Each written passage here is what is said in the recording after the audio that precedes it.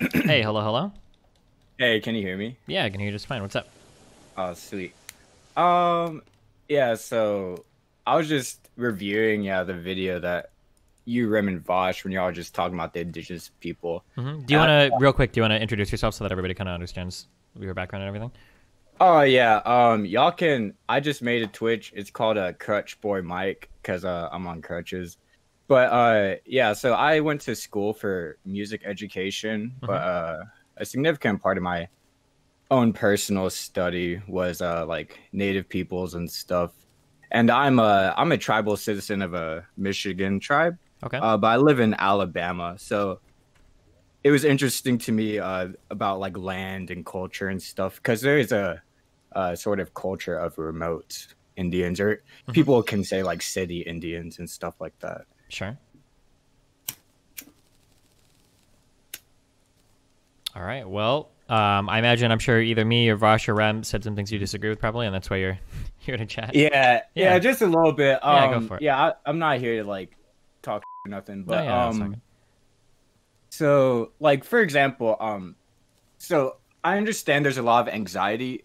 I think I've heard from Vosh about people basically co-opting the ethno-state community status of tribes for like non-native peoples. Is that fair? Can you explain what you mean by that when you say that? So like say someone's talking about like some like ethno-nationalist, and then something comes up of like, oh, we just want our own community, and they're like, well, that's bullshit. And they're like, well, what about native people? They have, like, does that make sense? Yeah, kind of. Yeah, that the same arguments can be used basically for both, right? Yeah, and Yeah. so Okay. basically I just want to go over why native people do have land rights on an ethnic basis, and what kind of parameters that are necessary to meet before they even get that federal recognition. Sure. Yeah, so basically it comes down to you have to have land as a tribe, you have to have a tribal government, and your membership has to be based on blood quantum. Are you familiar with blood quantum? I'm not. Can you explain that? It's basically pedigree based on kinship. So like 23andMe is like pedigree based on like genetics, Uh huh. but blood quantum takes, like the South Park episode where they're all like talking about like some lesbian that like Cartman and all them, and he's like, and Cartman's like, well, my grandma's lesbian, so that makes me quarter lesbian. Yeah, sure. That yeah, it's basically that. So tribes, for them to be citizens of their tribe, or for the tribe to even exist, they have to have land, and for the tribe to have membership, they have to have citizens that meet a minimum ethnic requirement, and hmm that was set in place by the Bureau of Indian Affairs, not by the individual tribes. Gotcha. Is the Bureau of Indian Affairs, that's like a U.S. government thing, I'm imagining? That's. Yeah, it started in the 60s, I believe, when federal recognition began being more popular. hmm But yeah, it's still called the Bureau of Indian Affairs, and there's also an Indian Health Service, and I think a Bureau of Indian Education, and that's all the federal departments Gotcha. that I'm aware of. Okay. Yeah. Um, so yeah, it's just um, yeah. So like, I don't know. I mean, I don't know how popular the anxiety is about the ethno state stuff, but that's basically why tribes have an ethnic thing, and it also goes into the Wet'suwet'en stuff. hmm So like, tribes are quite literally married to the land. So like, you know, and also tribes, there aren't really. I mean, I'm not super like, I don't know about First Nation stuff. There may be some kind of confederacy of tribes, but generally it appears to me that tribes operate politically on a tribe to federal government slash state government or province basis, not really as a collective. hmm So when the Wet'suwet'en people are like, really protesting these pipelines, they're trying to protect their water source on a land that they can't leave lest they lose their own citizenship if it was under a very similar system to the United States. Sure. Yeah, so that was just one other interesting to me about what y'all are talking about. I mean, it is about the oil for the companies in hmm Canada. It may be for the general populace, but for the actual people living in that, very relatively small number of people in a relatively small space, you know, they only have that space to protect that water source, and it really doesn't take that much to contaminate it. Gotcha. What do you think about how do you resolve the differences between like the band councils and the hereditary chiefs, and the fact that like say the democratically elected councils all seem to support the idea of the pipeline versus the hereditary chiefs that seem to be in opposition to it? How do you resolve disputes like that, or how do you think those types of disputes ought to be resolved? Um, it's very hard to it's hard to tell how that would be done politically, but in a pragmatic sense, I think if you know if the Canadian government, if the tribal chiefs, you know, hereditary or elected, um, if they all got into agreement, okay, we're gonna make sure even if Wet'suwet'en gets like an oil spill, they're still gonna have a water supply guaranteed. You know, like their land rights are still gonna be guaranteed. Like if you can take care of the people's housing, their health, the water, the food, it becomes a lot easier to not be so, you know, stringent about the land. Hmm. So that's what I would say. It's really for me, it's about like the water, not the oil. You know, it's about the land, not I don't know, private property or whatever. Sure. How do you deal with like reconciling the disputes between like so from the same tribe, like a democratically elected council is in favor of having the pipeline come through because of the economic opportunity and everything, but the hereditary chiefs are in opposition to it. Some people, I don't know how Yeah, familiar you are with like the band councils being like established as part of like the Canadian government. I think was involved in setting those up, even though they are supposed to be democratically elected by the Wet'suwet'en people or whatever. I don't know how familiar you are with the whole structure, but I guess like that's the big issue right now is that resolving the differences between these two groups of people seems impossible. yeah. I would suggest honestly, if you're down for it, maybe someone right now knows someone who's more familiar with the First Nation side of stuff. Hmm. I will say for my tribe personally, and to be fair, like I live in Alabama, they're in Michigan. Like I go up there, you know, a couple of times a year and like hang Hmm. out with them and stuff. But and I can vote in the elections and stuff. But in general, it seems to me for my tribe that has very minimal political you know, it's not anything like the political antagonism going on with Wet'suwet'en right now. But uh the elected tribal council has legitimate political authority, but the hereditary people are more, it's more a pageantry thing. What do you mean by Uh, pageantry? What does that mean? Sorry. like when we go to powwows, like they may have like they'll announce like uh and I haven't been to one in months, so but I believe the word they use is royalty. Hmm. And so but then they also like they vote on like a princess, and it's like it's not like hereditary, I don't think. So like it really for my tribe, the only people that seem to really have much political move is the council. Hmm. But this is U.S., you know, not for First Nation, so I really don't know. Gotcha. Do you have like dual citizenship? Do you have like a U.S. like if you wanted to travel overseas, do you get like a U.S. passport, or do you have like an Indigenous people's passport, or how does that work? The tribal citizenship, it's actually the citizenship word. It's funny because it can go between membership and citizenship, Hmm. and it's sort of like saying, you know, like pseudo sovereignty. So, the citizenship stuff, really, a lot of it, you still need your American citizenship. Like my passport, like you said, is American. I do have a tribal citizenship card, Hmm. but that's more for tribal services. That's for the indigenous population of the U.S. But as far as like my actual American citizenship, that's what really functions on an international basis. Gotcha. Okay. Do you get like recognition from like other countries? Does that work, or is this Hmm. Recognition as as like like a as a, first not First Nationers, but like for your tribal related stuff or the non-American stuff? Does that is that recognized in any other country, or do you just go exclusively by like your American passport? oh yeah, it'd be just American passport. Like for example, I went on a cruise and I left like well actually no actually never mind. Yeah. But I've tried to I mean you try to use your tribal card in Alabama that shit doesn't really work, dude. Hmm.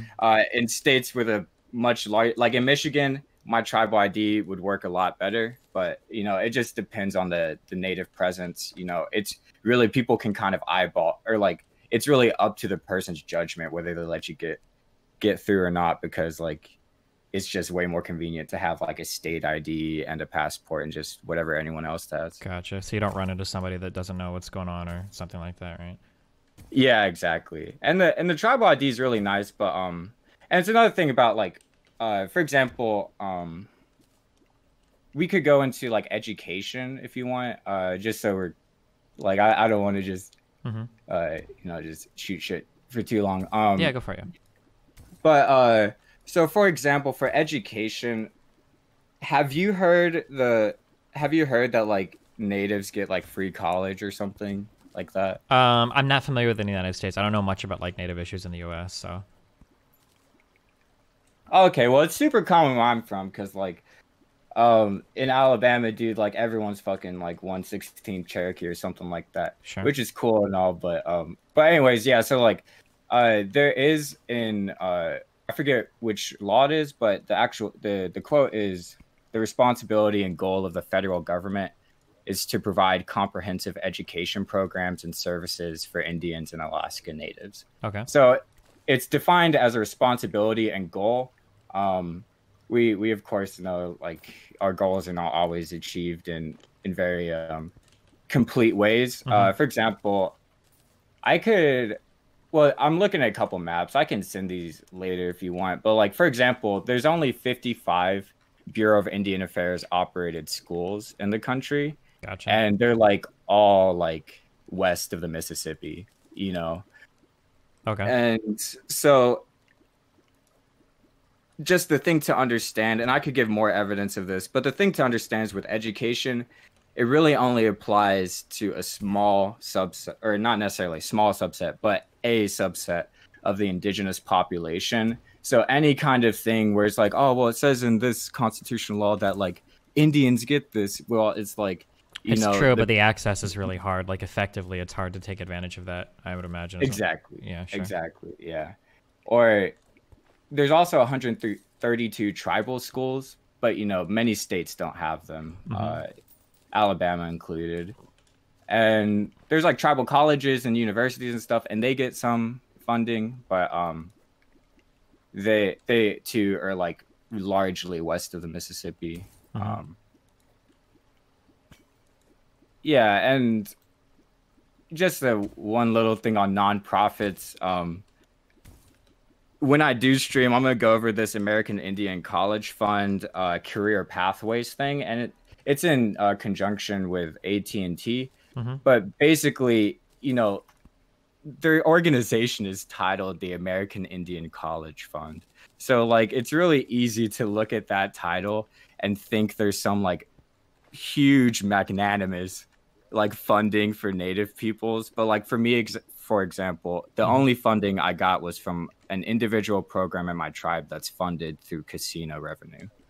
Gotcha. Is it from your own casino revenue or from like U.S. territory casino revenue? I'm pretty sure at least all the tribes in Michigan, they have their own casinos, and the city, or like my cousin told me, you can think of membership as being sort of like a stock owner in the casino. Gotcha. Revenue, because like I don't get much. Our casino doesn't make a lot of money, but you know they did help me with college some, which is really nice. And if I lived in Michigan, it's also tribes can have agreements with states and treaties with states, but also with federal. So like if I lived in Michigan, if I was like a Michigan native living in Michigan, then I would have access to a tuition waiver within the state. But since I'm in Alabama, Alabama has no, you know, tribal, you know, responsibility to my tribe. Sure. Yeah. Do you have any like questions or anything? I don't think so. What do you think is like? What do you think are a couple of big issues, I guess, that you feel like Native peoples in the United States face that people don't talk about enough or doesn't get enough recognition? Missing murdered Indigenous women for sure. Is that as big a problem? I know in Canada they've been talking a lot about that recently. Is that a pretty big issue in the U.S. as well? Hell yeah. I mean it's an issue anywhere in rural areas with police that or without. Well, I don't know if police can really solve the issue, but yeah, I mean, you can get super remote. I mean, super remote, super quick in the U.S. So it's it's pretty fucking bad. I mean, I could look up the statistics, or someone could, but like missing, murdering indigenous women, it's basically some kind of like comatose problem from the federal side, but it's very very very painful and stuff for people. Hmm. Um, there's that. In the U.S., I mean, there are some. It's hard for me to say most because it'd be a lot easier for me to say if I lived like on the reservation, or like in not Alabama. So,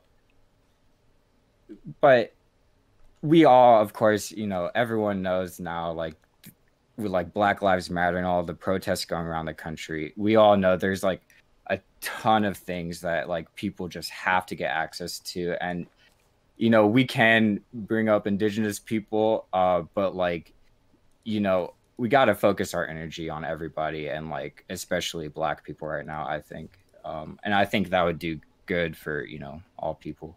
How does it viewed if you're part of like a reservation's tribe? Is that the appropriate word? You'd say you're like part of the tribe, right? Yeah, so I'm a citizen of the tribe. Uh-huh. But the thing about living on the reservation, let me go back. I was looking at the actual thing. So Mhm. if say a tribe doesn't have federal recognition yet, but they're going to apply for it. To display community, it says 50% of members reside basically on the reservation, or what would be the reservation if they got recognition. 50% of Indians are married to other Indians. So like some kind of demonstration of like long-term like non-gene mixing. Sure. Like 50% of Indians culturally Indian. This means like you have to prove yourself culturally in some ways. This could be like beading. This could be like, I mean, it could be a whole lot. It could be like hunting, anything like that. And 50% involved in distinct like social groups, like businesses, community centers, basically like civilization beyond the the savage archetype or whatever. Yeah, sure. What do you take a lot of shit from your tribe if you live off reservation? Do people like frown upon that, or do you like if you go back, do people look down on you for it, or? um I have it not no no No. people basically like my cousin told me, and this seems to be pretty common sentiment, is basically people were like, well, shit happens, no one chose where they were born, no one chose who their parents were, if their blood quantum's getting a little low, what I'm saying. But but yeah, like I will say, one of the first time, like, or not the first times, but one of the recent times I went to powwow, my auntie is a vendor at them, so she sells like Pendleton blankets and stuff. It's like boozy shit. And she introduced me to one of our council women, and she was like, welcome home, you know what I'm saying? So like there are some antagonisms between people. Certainly if I spent much more time up there, they would come up, but the general atmosphere is very welcoming to people who all people. And like all these powwows I'm mentioning, they were open to the community. Some of them have admission prices, but it's like $5. It's like, there is no Indian making the ethno status arguments that could be potentially co-opted of, their federal status. Sure. As far as I think. Yeah, I guess are there. Man, we just don't talk about indigenous peoples much, except for the one Canadian thing going on with the pipeline. Is there anything else like you want to mention, or if you had the opportunity to, or something that you've heard that either me or somebody else gets wrong, or something that you feel like people should know, I guess? As far as so here, as far as like indigenous trauma as rhetoric, for example, when Rim brought up the residential schools, I feel like in academic spaces, you can like be prepared for that to just be like sort of like an atomic bomb level of like kind of questioning. But it really takes the proper setup, I think, for that to be treated that way. But there's a speech. It's really funny. I'll go over it on stream, but it's a speech by the guy who started the residential schools, Mm-hmm. and it's like titled "Kill the Indian, Save the Man." You know Jeez. what I'm saying? Sure. Like, and he's like, like says stuff like, "We make our greatest mistake in feeding our civilization to Indians instead of feeding the Indians to our civilization." Sure. And he also talks, and basically his argument is some kind of liberal thing of in instituting the values of liberalism and individuality in the population, Mm-hmm. so as to free them of their cultural divide between the civilized people or whatever. Mm-hmm. But it's just, if you're going to bring up the residential schools, it's worth just going through that speech and just seeing the funny stuff in it. I'd like to name drop though some good and like indigenous like creators, because like indigenous culture is not some kind of wasteland right now, especially with the internet. Mm-hmm. And I think people should just yeah, do you mind if I just like name Yeah, drop of course. some people? Yeah, go for it. So like one is All My Relations podcast. They had a really cool one on Blood Quantum, Mm-hmm.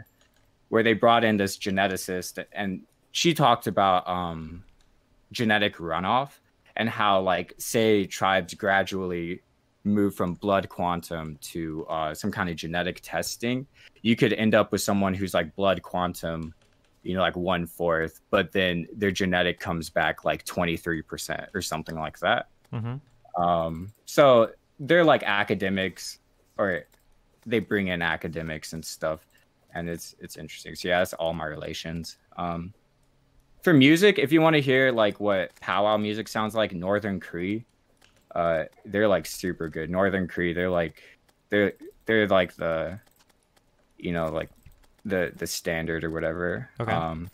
A Tribe Called Red mixes. They're like EDM. They mix like tribal singing and like throat singing, a lot of different stuff like EDM. They're a lot of fun. Mm-hmm. And Snotty Nose Res Kids are a lot of fun. Natani Means I thought he was pretty decent, but he's been getting in some trouble recently with all the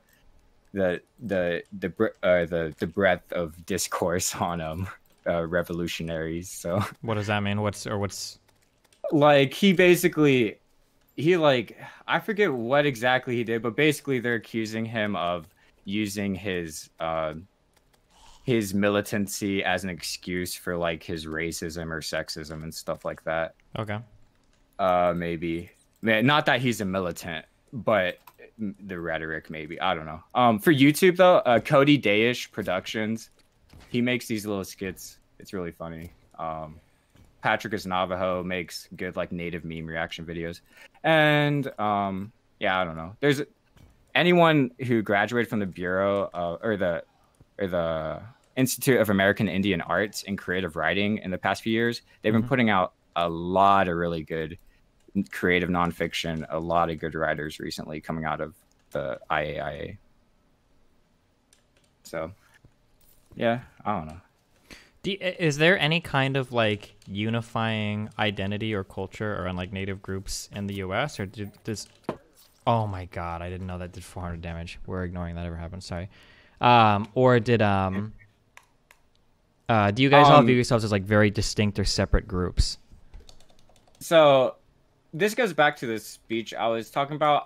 I will say yes. There is, in a sense, a unifying, Native American spirit, but in many ways that was sort of cultivated by the residential schools with purpose. Like Richard Pratt talks about in his speech, specifically talking about how like after assimilation has happened, the Indian that is left could be considered this nationally unified native after the assimilation of education.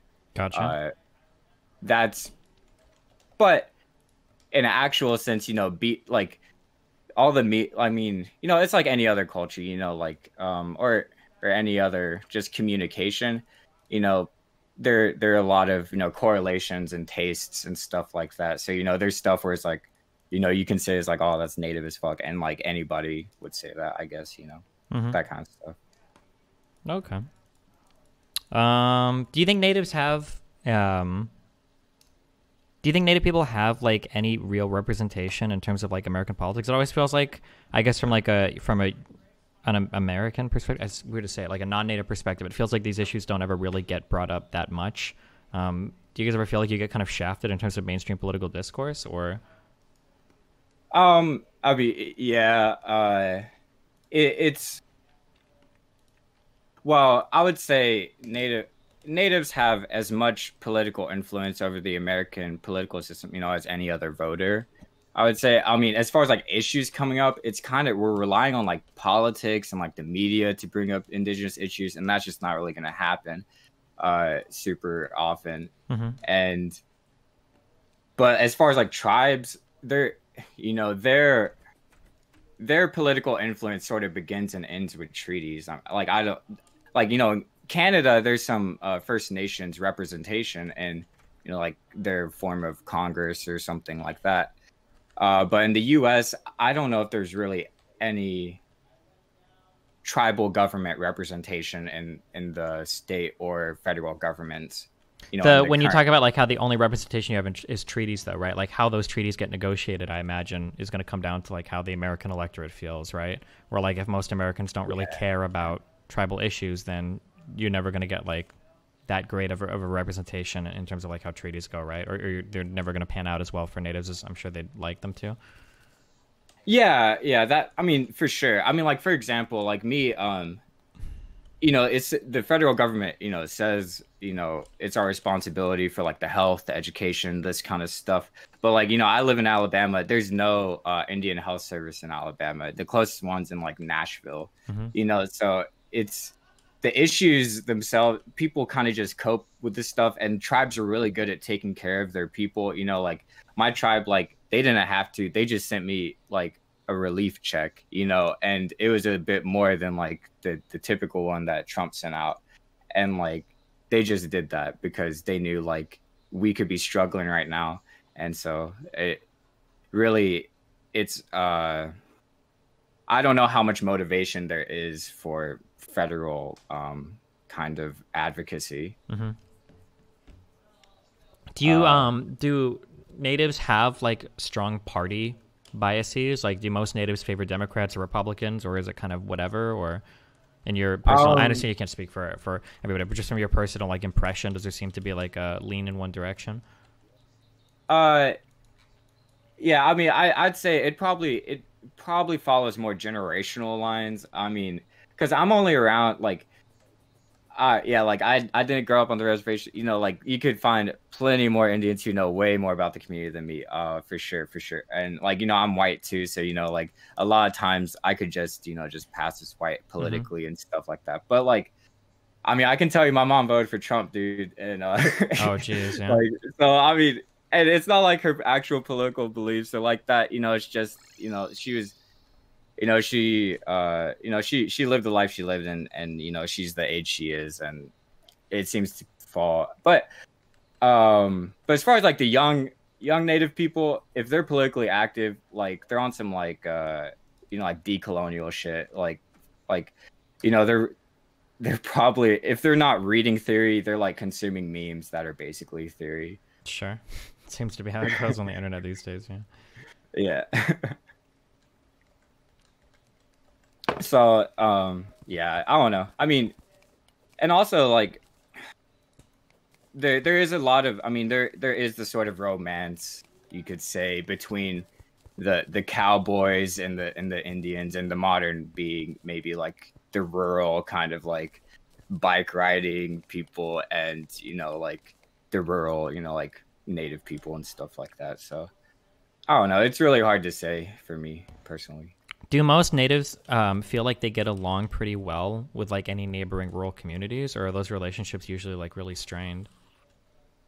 They seem to get along pretty well. Like for example, my tribe neighbors a pretty affluent city or like little township, like hamlet in Michigan.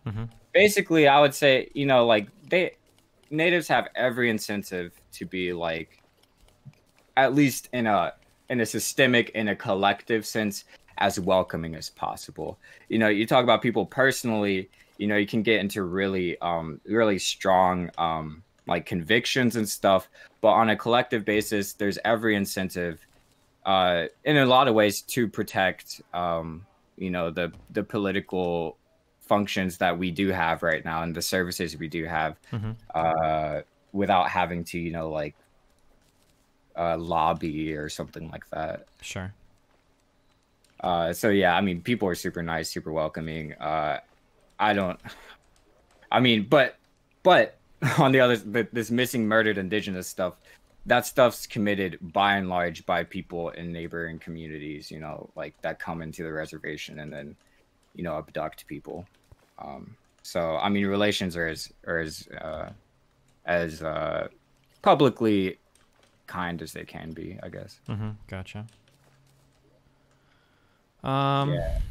Okay. Yeah. Damn. Is there anything else you can think of, or anything else you want to chat about? Um. What? So I have to. So you majored in music. Were you involved with the choir at all? No. Like, did you see any of the concerts or any, like, you don't have any thoughts about choir? Why? It depends on what you're asking.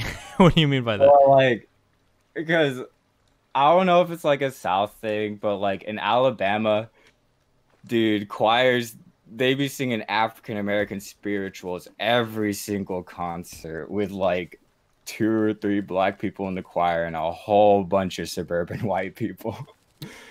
And like, My Yeah. If I had to guess, my guess would be that that's a Southern thing. I feel like I didn't see that as much or okay. ever, but yeah, normally they're doing like newer stuff that's been written for like choir. Um. Okay, yeah, like Jonathan Doe, or I don't know, like, yeah, like newer stuff. uh-huh.